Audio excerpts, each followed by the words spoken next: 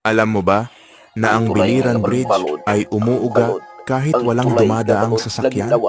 May mga video na nagpapakita ng matinding paggalaw ng tulay na parang may malalakas na ahlon kahit tahimik at walang dumadaan.